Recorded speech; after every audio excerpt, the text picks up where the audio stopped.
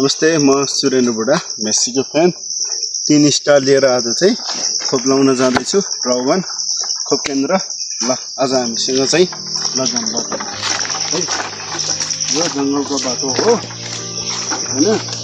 चौपारीहरूको खोप केन्द्रमा यो चाहिँ हाम्रो जङ्गलहरू, यसरी जङ्गलको बाटो चाहिँ हामी हिँडिरहेका छौँ है। बाटोहरू यस्तो छ, कहिले पहिरोहरू आउँछ है। सानो बाटोहरू छ, चिप्लो चिप्लो छ, त्यही भएर चिप्लो बाटो। ल गाइस, यस्तो बाटो छ। यी वन जङ्गलहरू सिस्टर र म यस्तो बाटोमा हिँड्दैछ। त्यो गाउँहरू हाम्रो चाहिँ यस्तो क्यारियर बोक्छ जहिले पनि है। मेस्सीको फ्यान, ठुलै फ्यान हो, ठुलै पङ्खा, गर्मीमा ठुलै फ्यान चाहिन्छ। त्यही भएर वर्ल्ड कप पनि लाग्छ। हाम्रो काम पनि जिम्मेवारी बोध गर्दै हामी चाहिँ हिँडिरहेका छौँ। यो बस्तीहरूको बच्चाहरूलाई हामी खोप लाउन जाँदैछौँ है आज चाहिँ नै। अनि अब असार लाग्यो, बर्खाहरू लाग्यो, पानी पर्दैछ, अनि रोपाइहरू चल्दैछ है। असारे रोपाइ। हेरौँ कतिजना बच्चा आउनुहुन्छ। हामी अहिले 9:30 बज्यो। 9:30 बजे हामी चाहिँ खोप केन्द्र पुग्न लागिसकेका छौँ है।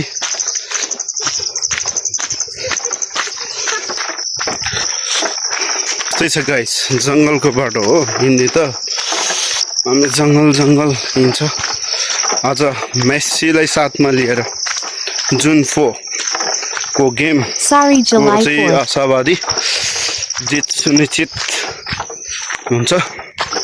त्यही पनि है, मेस्सीलाई साथमा लिएर जङ्गलको बाटो हिँड्दैछ खोप लाउन। यस्तो गरेर हिँड्नुपर्छ। ढाडमा यसरी बोक्ने हो, कहिले चाहिँ काँधमा बोक्ने, कहिले काहीँ टाउकोमा बोक्ने। कम्तीमा पनि होला 10-12 केजी चाहिने 4वटा आइस प्याकहरू। अनि यो बक्स हैन छ। घाँटीमा बोक्दै घाँटी न्याक्ने रहेछ कि। गाह्रो छ त, यस्तो जङ्गल छ नि हैन, गाह्रो छ। पसिना छ, घाँटी न्याक्के छ।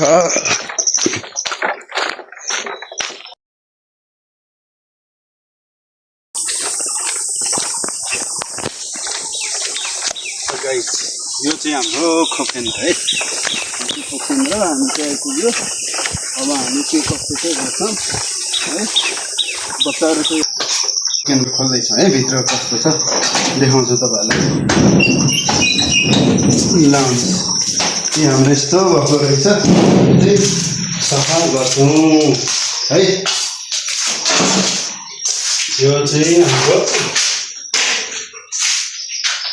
खोप केन्द्र।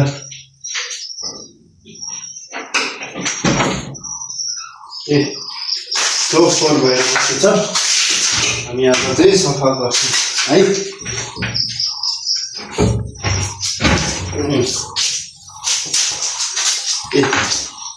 यस्तो भएको रहेछ। यो हाम्रो साबुन पानीको बाल्टी है।